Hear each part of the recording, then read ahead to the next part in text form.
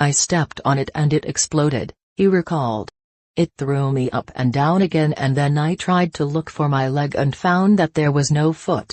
His comrades carried him back to base camp, but there was hardly any medical care available. It took 25 days before he received proper treatment, during which time he developed tetanus down one side of his body. Finally, Nihal, not his real name, was put on a flight to the Kenyan border, his life only saved when he was handed over to a Red Cross team. Now, a decade later, he lives in a Juba refugee camp, having suffered further troubles in the conflict that has engulfed the struggling new nation of South Sudan. He plays wheelchair basketball for his country, although he relies on a prosthetic lower leg to struggle around the muddy, sprawling camp. Reaching the most basic services often entails long walks and it can be difficult to get to training. But at least his hands are free to carry things such as food and water, unlike those on crutches. Such stories of lives devastated by conflict or disease are all too common in developing countries. Lack of an arm or leg can be tough anywhere,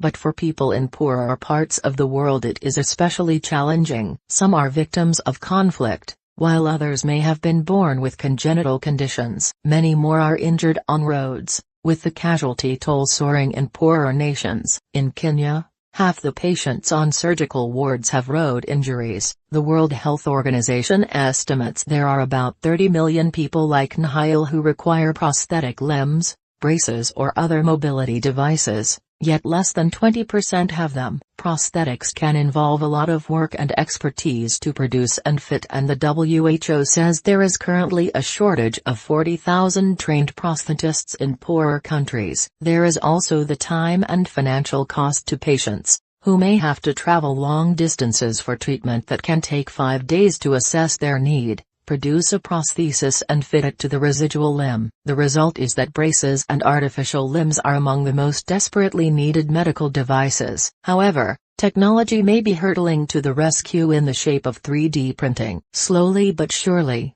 3D printing, also known as additive manufacturing, has been revolutionizing aspects of medicine since the start of the century, just as it has had an impact on so many other industries, from cars to clothing. Perhaps this is not surprising, given that its key benefit is to enable the rapid and cost-efficient creation of bespoke products. There are few commercial products that need to suit a wider variety of shapes and sizes than medical devices made for human beings. Experts have developed 3D-printed skin for burn victims, airway splints for infants, facial reconstruction parts for cancer patients, orthopedic implants for pensioners. The fast-developing technology has churned out more than 60 meters customized hearing aid shells and ear molds, while it is daily producing thousands of dental crowns and bridges from digital scans of teeth, replacing the traditional wax modeling methods used for centuries. Jaw surgery and knee replacement operations are also routinely carried out using surgical guides printed on the machines. So it is no surprise that the technology has begun to stir interest in the field of prosthetics,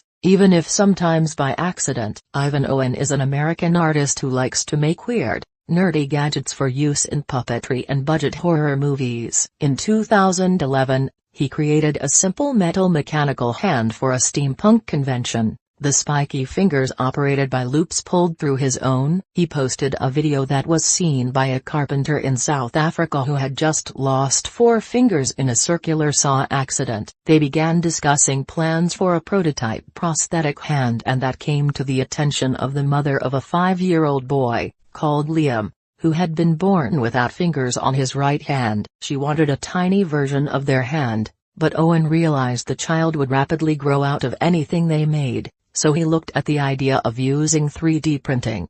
If we could develop a design that was printable, it would be possible to rescale and reprint the design as Liam grew, essentially making it possible for his device to grow with him, he said. So the artist persuaded a printer manufacturer to donate 2 machines and developed what has been claimed to be the first 3D-printed mechanical hand. Crucially, rather than patent this work, Owen published the files as open source for anybody to access, allowing others to collaborate on, use and improve the designs. This has grown into enabling the future, a network with 7,000 members in dozens of countries and access to 2,000 printers, who help make arms and hands for those in need. One school student in California even printed a new hand for a local teacher. Often they are aimed at children, since many dislike the weight, look and hassle of modern prosthetics, which can involve inserting the arm into a silicone sleeve and using straps across the back to hold the device in place. These body-powered hands cost thousands of pounds,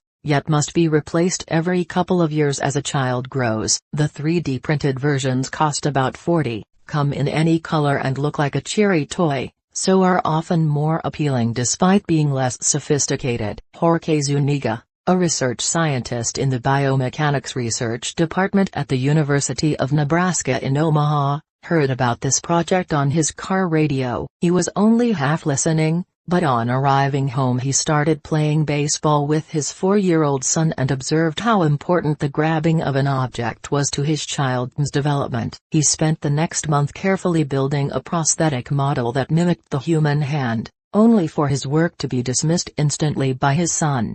He told me children wanted a hand that looked like a robot. From this conversation and the open-source designs emerged Cyborg Beast, a project heavily backed by Zuniga's department to develop futuristic-looking, low-cost prosthetic hands. "You can do anything with 3D printing," said Zuniga, who now leads a 7-strong team. "We believe it will revolutionize the prosthetics field. It will lower the costs worldwide and gives engineers, patients and doctors the chance to modify prosthetic hands as they want, and they can be any color." When I told Zuniga, slightly hesitantly, that his design looked like a toy, he was delighted. "That's great, we want children to see it as a toy," he said.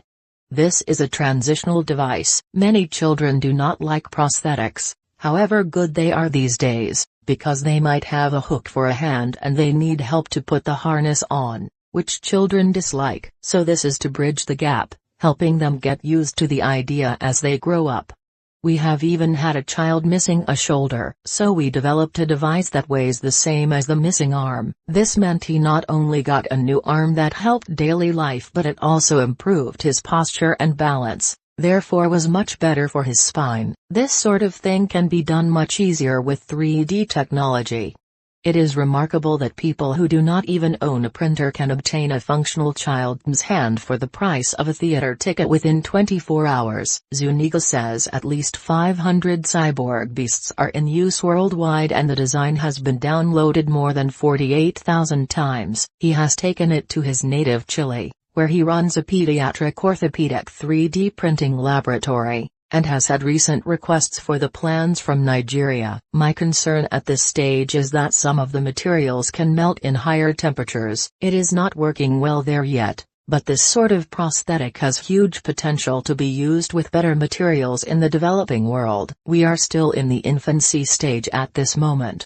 Another scheme experimenting with this technology is Project Daniel in the Nuba Mountains of Sudan, where in the middle of the ongoing civil war an American physician, Tom Katina, has been working as the only permanent doctor for 500,000 people around his Mother of Mercy hospital. Fueled by his religious faith, for almost a decade this brave medic has ignored bombings, a lack of electricity and water shortages to do everything from delivering babies to amputating limbs. "It's demoralizing for us to amputate an arm knowing that there is no good solution," Katina told me by email. "We have many arm amputees both above and below the elbow as a result of the war here and general lack of medical care. This in an agricultural society, where nearly everyone is a subsistence farmer. If one is missing an arm, he is not very functional in this society. They become totally dependent on the family and have a difficult time getting married, which is also very important in this society."